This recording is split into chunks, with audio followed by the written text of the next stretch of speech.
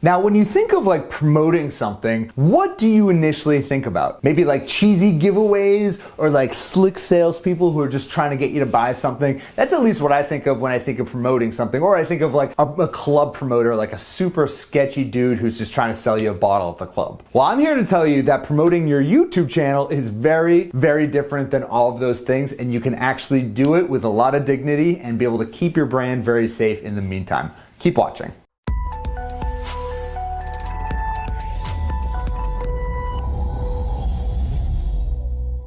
Hey there, my name is Adam LaDolce from Viewership.com, where I help you exponentially grow your viewership so you can build your business and your brand. And this video is all about some secret hacks to be able to promote your YouTube channel. For starters, cross-promote with other platforms. For example, let's say you have a decent Instagram following, you have a decent YouTube following. One of the best things that you can do is create a shortened version of your video and upload it to Instagram. And then at the end of the video, or even at the beginning of the video, say in order to watch the full video, click the link in the description. Add the link to your YouTube video in your description, and boom, you have now cross-promoted. Now people are gonna go from your Instagram account to your YouTube account. Very, very effective. Next, collaborate with people who have a bigger following than you. One of the best things that I did when I started Viewership is I started collaborating with one of my clients, Neil Patel. Neil Patel is world-renowned when it comes to SEO and content marketing and digital marketing, and I thought that we could have actually a pretty good thing here. I have a lot of knowledge when it comes to YouTube and video marketing. He has a lot of knowledge when it comes to just digital marketing and SEO content. So it's just a natural collaboration. And what do you know, before I knew it, I was just a regular on his account. You'll see me there every single Thursday on his Q&A Thursdays, and I'm in there. So that's an example of me collaborating in the business space. Depending on what space you're in, it actually may be easier. I think in the business space it's hard just because there aren't that many actually doing it successfully. If you're in other spaces, then you can definitely collaborate, right? Especially if you have a mass appeal product or mass appeal program, it's very, very easy to do this. Like in my space, dating and relationship space for my other channel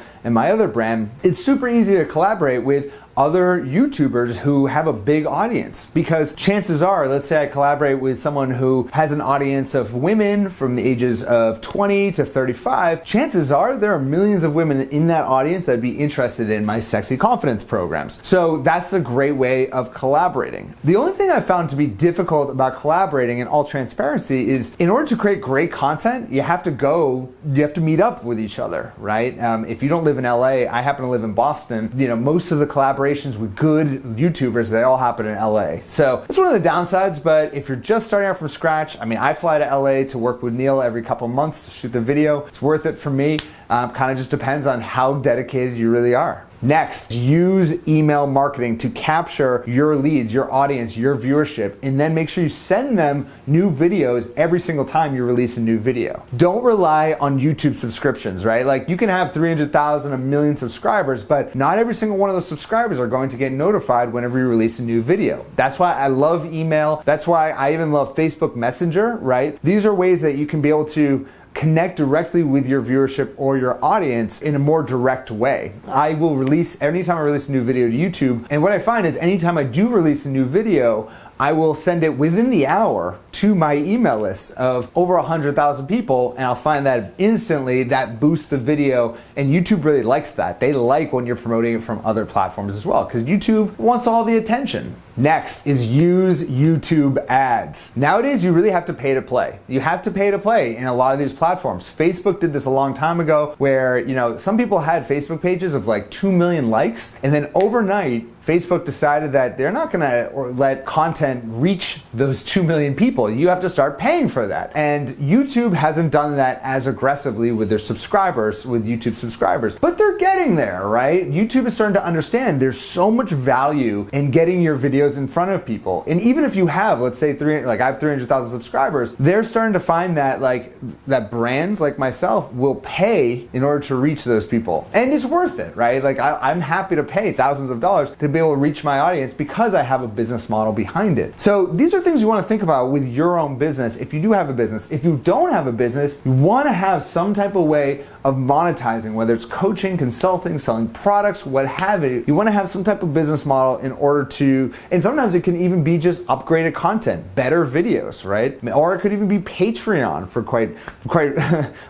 frankly. Just have some way to be able to make money from your YouTube audience. Then you can use YouTube ads to even push it out even further. And so long as for every single dollar you spend on YouTube ads, you're making $1.50 back, then you can keep doing it until it stops being profitable. Next, interview or create videos about influencers in your niche. I see it all the time with, like, for example, Tai Lopez. He is a famous internet marketer. He has a pretty big YouTube channel, and I see it all the time. A lot of YouTube channels will create videos about Tai, and sometimes making fun of him, sometimes not making fun of him, sometimes adding to the conversation. But because that video is about Tai Lopez, what happens? That video is then going to show up after other Tai Lopez videos. Same thing goes with if you do interview influencers in your niche, like people who have a large social media following. If you manage to get a good interview with them, you share it on your channel, what can you then do? You can email them and say, hey, just want to share this video with you. We had this interview. Of course, would love it if you shared it with your audience. If not, no problem. Of course, you don't want to push it. Don't push too hard, but say, look, if you want to share this with your audience, would greatly appreciate it. And most of the time, if it's good content,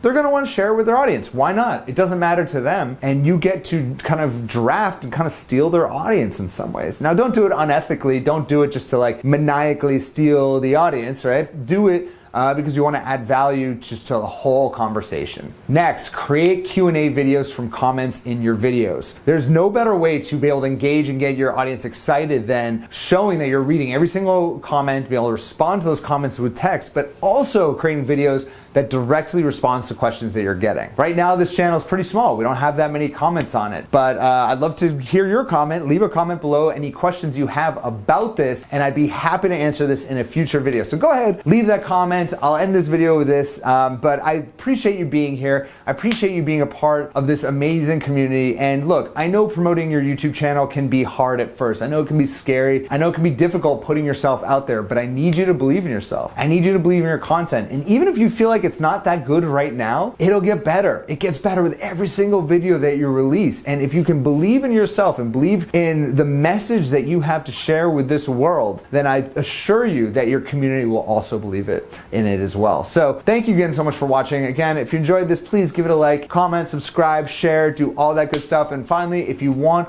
more advice on how to be able to become a YouTube entrepreneur and build that business, go ahead and click the link in the description. Click the link right there. It'll take you to viewership.com. We can get that free training. Thank you so much for watching, and I'll speak to you next week. Bye-bye.